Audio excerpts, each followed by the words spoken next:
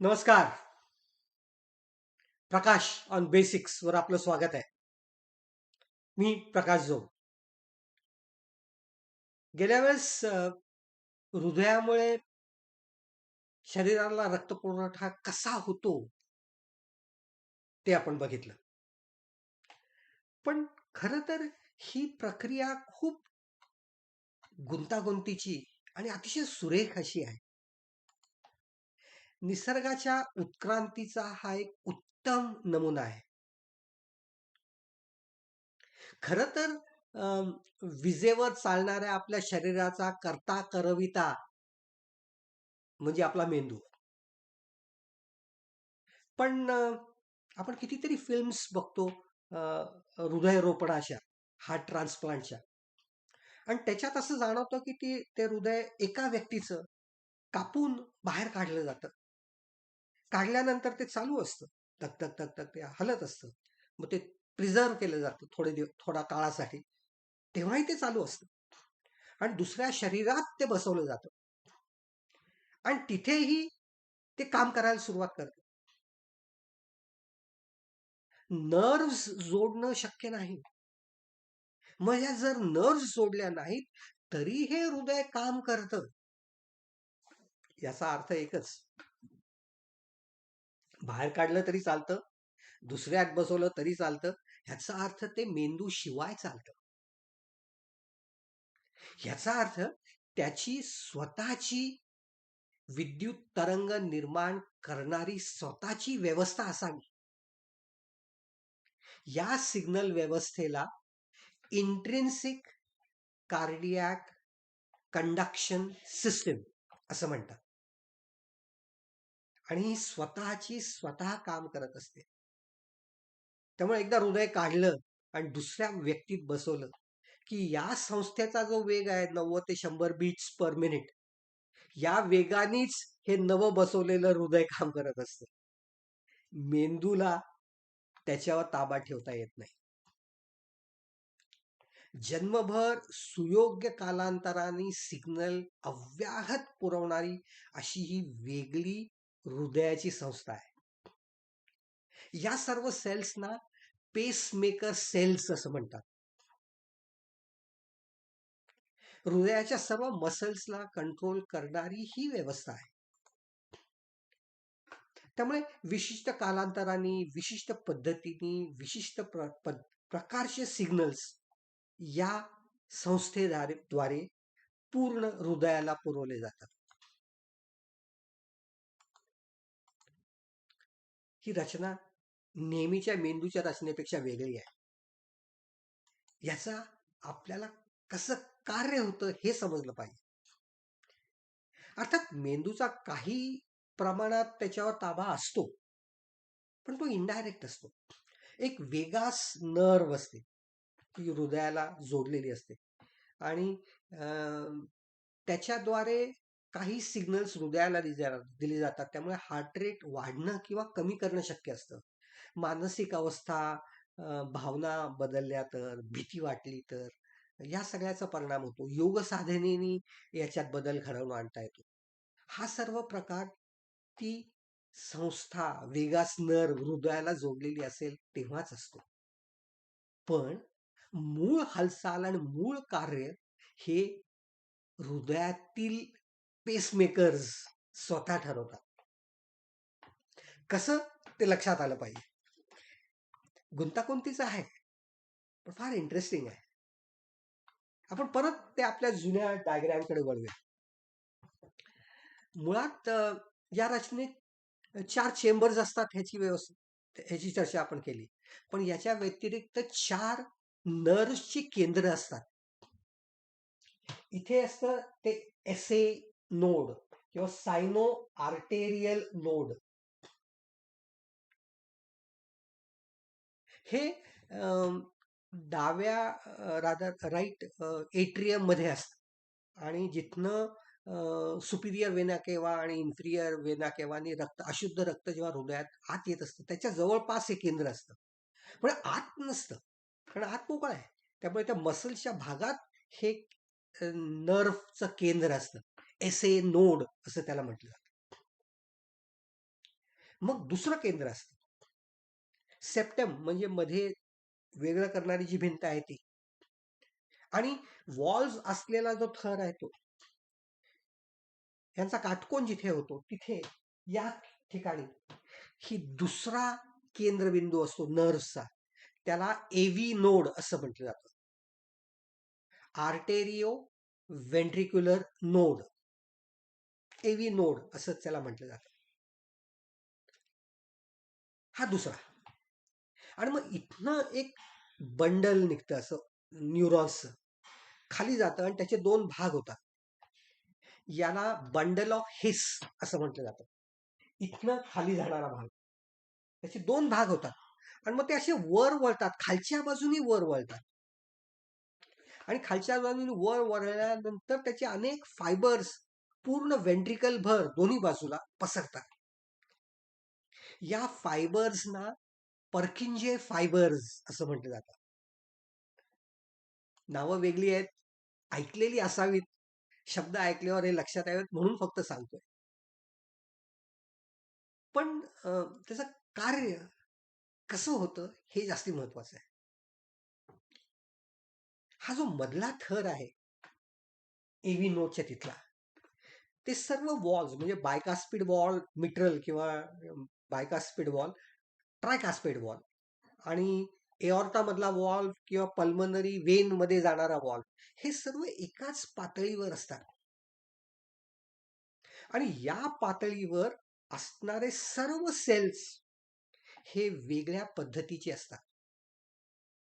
आणि ते विद्युत प्रवाह वाहून नेऊ शकत नाहीत.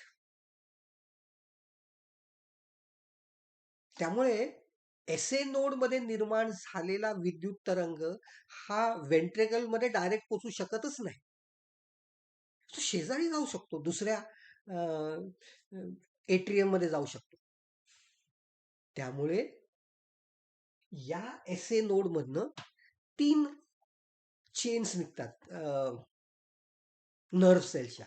एक जाते ती डायरेक्ट शेजारच्या म्हणजे लेफ्ट एट्रियम मध्ये, आणि यातनं जो सिग्नल जातो हा अतिशय वेगाने जाऊ शकतो. त्यामुळे जेव्हा सिग्नल आला की तो लगेच निर्माण झाला एसए नोड मध्ये की तो ताबडतोब लेफ्ट एट्रियम मध्ये पण पोचतो. मग त्यातने आणखी 2 ग्रुप्स निघतात, ते व्हीए नोड पर्यंत जातात. पण यातनं जाणाऱ्या सिग्नलचा वेग हा थोडासा कमी असतो. त्यामुळे तो इथे येईपर्यंत जवळजवळ 0.1 सेकंड पर्यंतचा वेळ जास्ती लागतो. जवळपास 0.4 किंवा 40 मिली सेकंड्स पासून 0.1 सेकंड पर्यंत हा काल थोडासा बदलू शकतो रेट प्रमाणे.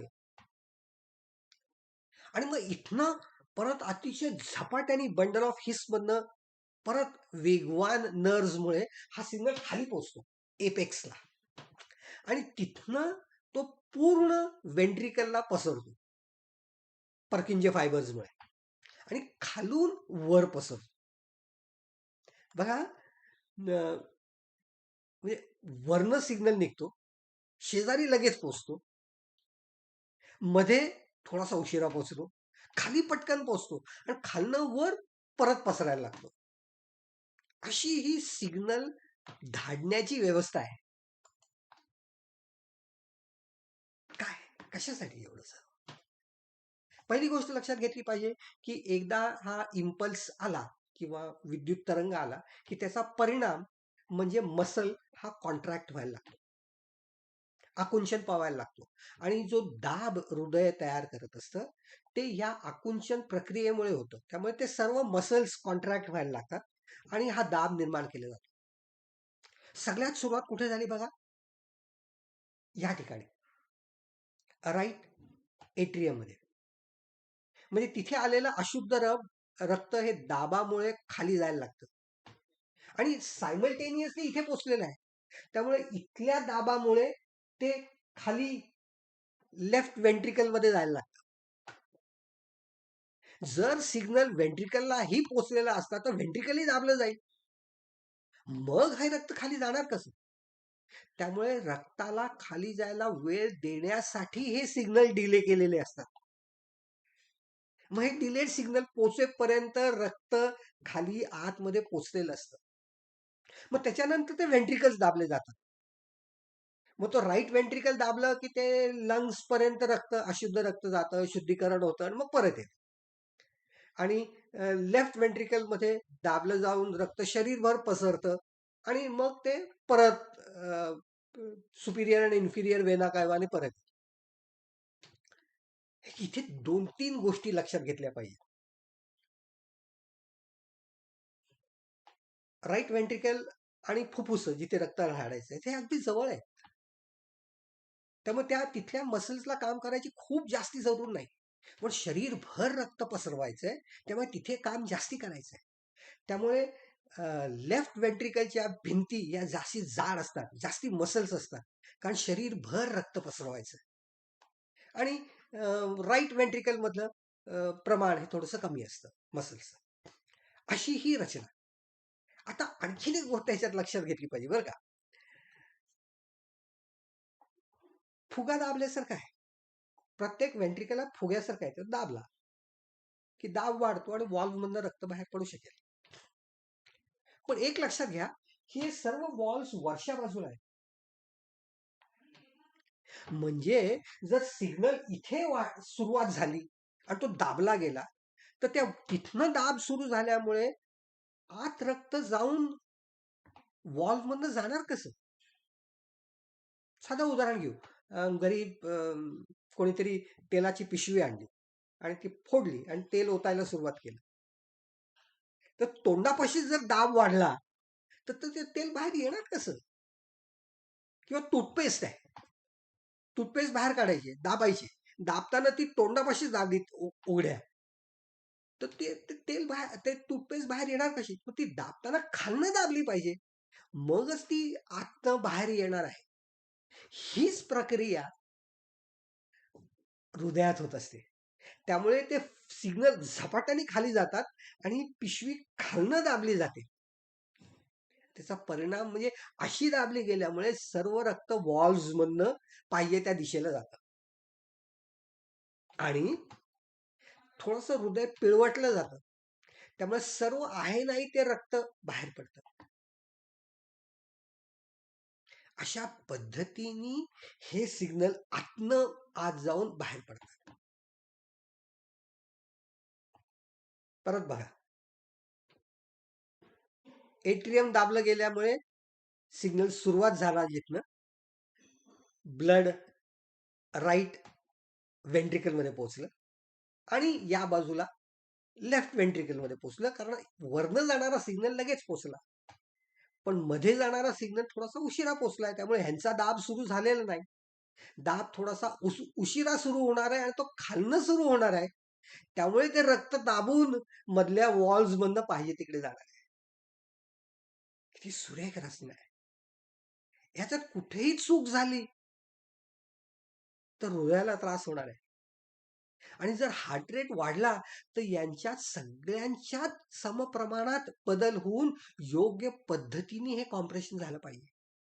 हे हृदयाचं एक सायकल. वरचा भाग दाबून घेण्यासाठी जवळजवळ 0.1 सेकंड आणि खालचा भाग दाबून घेण्यासाठी अबाउट 0.4 सेकंड इतका वेळ लागतो. आणि मग हे मसल्स रिलॅक्स करायला पण टाइम लागतो. आणि तो 0.4 सेकंडचा अजून काळ, म्हणजे असं एकंदरीत 0.8 सेकंड मध्ये एक सायकल पूर्ण होतं. पण वरचे दोन एकत्र, खालचे दोन एकत्र असं कार्य चालू असतं. इंजिनासारखं आहे हो. 2 स्ट्रोक इंजिन कसं असतं, 4 स्ट्रोक इंजिन्स कशी असतात, तसंच प्रकरण आहे. पण 2 इंजिन्स आहेत पॅरलल. आणि इंजिनियर मित्र जे असतील त्यांना माहिती आहे की मल्टिपल पिस्टन्स असलेली इंजिन डिझाईन केले जातात. तसं हे नाहीये. हे सायमल्टेनियसली एकाच स्ट्रोकची पॅटर्न असलेली इंजिन्स आहेत. मल्टिपल पिस्टन्स मध्ये ते स्ट्रोक्स, पॉवर स्ट्रोक्स बदलले जातात. आधी हा, मग तो, मग तो, मग तो, असं वगैरे वगैरे. इथे दोन्ही एकत्र पेअर्ड प्रेशर पॉइंट्स आहेत. अशी ही रचना. निसर्ग निर्मित, पण ती इतकी कठीण आणि क्लिष्ट आणि इतकी सुरेख आहे, की ती खरं निसर्गामुळेच निर्माण झाली, की त्याच्या मागे आणखीन काही शक्ती आहे? ह्याचा विचार आपला आपला आपण करायचा आहे. पण 2 चेंबरवरनं 3 चेंबर आणि 3 चेंबरवरनं 4 चेंबरपर्यंत आपण पोहोचलो, याचा अर्थ बहुतेक हे निसर्गाचंच काम आहे, असं म्हणायला हरकत नाही. अशी ही हृदयाची सुरेख कार्य करण्याची पद्धत आपल्याला माहीत नसते. ती माहिती असायला पाहिजे. आपलं हृदय आहे, आपल्याला जाणलं पाहिजे. मी जे काही तुम्हाला सांगितलं ते तुम्हाला आवडलं असेल, तर तुमच्या हृदयाकडे विचार करून त्याचा अर्थ समजून घ्या. आपल्या मित्रपरिचितांना सांगा, नातेवाईकांना सांगा, मुलाबाळांना लक्षात आणून द्या, की आपलं हृदय कसं काम करतं. पण हे सर्व आतमध्ये आहे. हे हृदय आत आहे. हे आतलं कार्य आहे. हे बाहेर आपल्याला समजतं कसं? मग हे समजण्यासाठी विज्ञानाचा उपयोग. त्याच्यासाठी ग्राफ काढला जातो. त्याला ईसीजी असं म्हटलं जातं. त्याची चर्चा करायला पाहिजे. आणखीन एक भाग आहे, की हे कार्य जर नीट चाललं नाही, तर काय होतं? हेही आपल्याला थोडंसं लक्षात घेतलं पाहिजे. या सर्वाची चर्चा आपण पुढच्या वेळेस करूया. ईसीजी म्हणजे काय? आणि हृदयाचं कार्य नीट झालं नाही, तर काय होऊ शकतं? लोक शॉक देताना दाखवतात वगैरे. काय? कशासाठी? त्या सर्वाची चर्चाही करायला पाहिजे. ती चर्चा 15 दिवसानंतर. तोपर्यंत नमस्कार.